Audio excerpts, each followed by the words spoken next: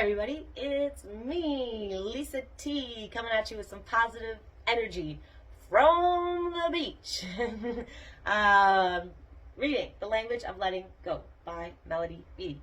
So we're doing August 2nd, In Between, the In-Betweens. In the meantime, there's a book I read way back in my early 20s about, it was called In the Meantime, by a very awesome author that Oprah Winfrey really loves. I can't remember her name right now. It doesn't matter. It was called about in the meantime. It was called In the Meantime, in the in betweens. It's a very important time. There's stuff to be invested in that in between time, in that waiting period. So, see what it has to say. In between. Sometimes to get from where we are to where we are going, we have to be willing to be in between. You have to be willing to sit in the limbo a little bit, in the in between moments, without some new thing happening and without after the old thing has ended, be able to just sit in the in between where there's a pool just manifesting, a pool just like creating a foundation for the next thing that's going to sprout. So to be willing to just sit in that and be okay in the monotony, or be okay in the in between. Okay, sometimes to get from where we are to where we are going, we have to be willing. Willing is a big word, right? We have to be willing in a lot of life situations. Be willing, and then being able to accept. So be willing to be in the in-between.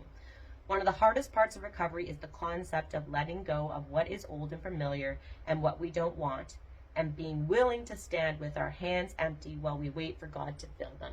So we got to first let go of everything and become an empty vessel, and then be patient while God or higher powers or the universe fills that new life for you as you've let go of the old shit that hasn't been serving you. So it's hard. It's not easy. Recovery is simple, but it's not easy. There's simple concepts, but they're not easy to do because we're humans and we have egos and we have, traumas and we have pasts with a lot of BS in them, right? So one of the hardest parts of recovery is the concept of letting go of what is old and familiar. What's old and familiar? Old and familiar. So even though it's not good for us, it's familiar, so it becomes comfort zone. So we end up, but we got to be willing to let go of that stuff so that we can stand with empty hands, waiting for God to fill them. There's a good meditation right there, right? Empty hands, just waiting something, and knowing that something good is coming down the pipeline. So one of the hardest parts of recovery is the concept of letting go of what is old and familiar and what we don't want, and being willing to stand with our hands empty while we wait for God to fill them. This may apply to feelings. We may have been full of hurt and anger. In some ways, these feelings may have become comfortably familiar. You just are like, well, this is how I am, or just you don't even recognize that you're full of anger and frustration because it's become the norm, the new normal, COVID thing, right? It's like, no, but that's not normal. You don't even recognize it until you're out of it. You're like, oh my God, I was so angry and frustrated, because now you're experiencing peace. But sometimes we don't recognize it until we're on the other side. So we may have been full of hurt and anger. In some ways, these feelings may have become comfortably familiar. When we finally face and relinquish our grief, we may feel empty for a time. Empty. It's like, well, that was filling me up. It's like, oh, what's this uncomfortable feeling? It's a newness. That's all. It's just new.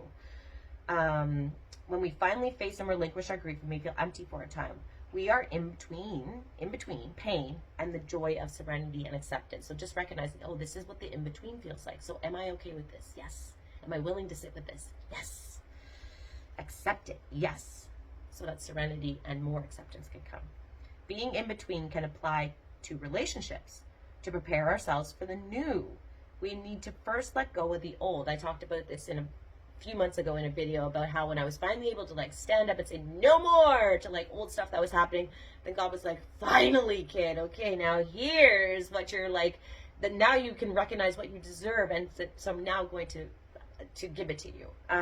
So it's amazing when we let go of that old stuff and finally say no, and then all of a sudden, beauty comes in, right? So being in between can apply to relationships. To prepare ourselves for the new, we have to first let go of the old. You can't have the new until you let go of the old. You can't have the new feelings until you let go of the old feelings.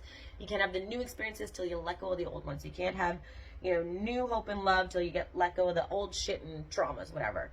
So we may feel empty and lost for a time, and that can be frightening. This can be frightening. We may feel empty and lost for a time. We may feel alone, wondering what is wrong with us for letting go of the proverbial bird in hand when there is nothing in the bush. So we've let go of that, but now so great, Lisa, I've let go of that, but now there's nothing here.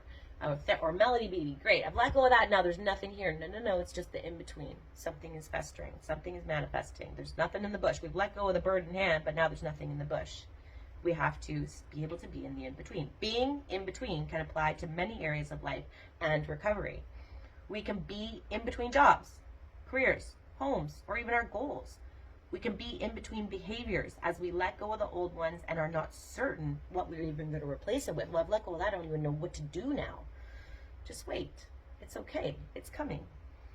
So we let go of the old and not certain what to replace it with. This can apply to behaviors that have protected and served us well all of our life, such as caretaking and controlling, hardcore codependency traits.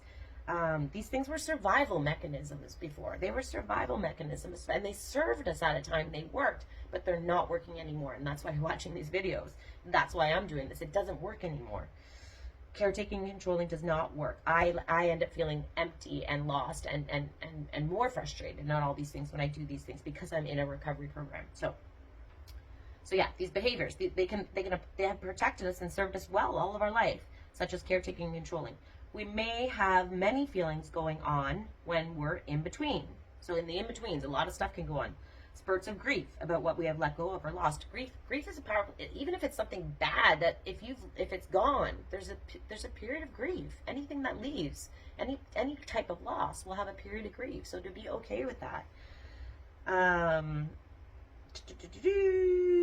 So we may have feelings going on when we're in between. Spurts of grief about what we have let go of or lost, and feelings of anxiety, fear, and apprehension about what's ahead. I don't know what's ahead. I don't know. I'm in the unknown. We talked about that in a couple of videos back. Being in the unknown. It's okay to not know. It's okay. Just keep on reminding yourself. It's okay. It's okay. It's okay. So, yeah, feelings of anxiety, fear, apprehension about what's ahead. These are normal feelings for the in-between place. It's a normal feeling. Like, I'm feeling uncomfortable. Well, it's an uncomfortable situation. I'm feeling, remorse. Well, this is a remorseful situation. I'm feeling, anxiety and apprehension about this. Well, that's normal when you're in the in-between place. Accept them, feel them, and release them. Gotta feel them so you can deal with them and then heal them. Being in between isn't fun, but it's necessary. It will not last forever. It may feel like we're standing still, but we're not. It may feel like, oh my God, I'm not doing anything. I'm not going anywhere. That's not true. We're standing at the in-between place. That's what's happening. That's where you're at. It's how we get from here to there. It's not the destination. Life is about the journey, not the destination, right? So don't stop trying to get somewhere. Enjoy the journey and the in-betweens. We are moving forward, even when we're in between. Beautiful. Here's your prayer for today. Today, I will accept where I am as the ideal place for me to be. This is exactly where I'm supposed to be, right here, right now. Remind yourself of that all day. This is exactly where I'm supposed to be. And I'm going to feel grateful for it, right? Okay, one more time. Today, I will accept where I am as the ideal place, for me to be. If I am in between, I will strive for the faith that this place is not without purpose, that it is moving me towards something good. It's all for your higher good. Thanks for watching. Go enjoy your day in between.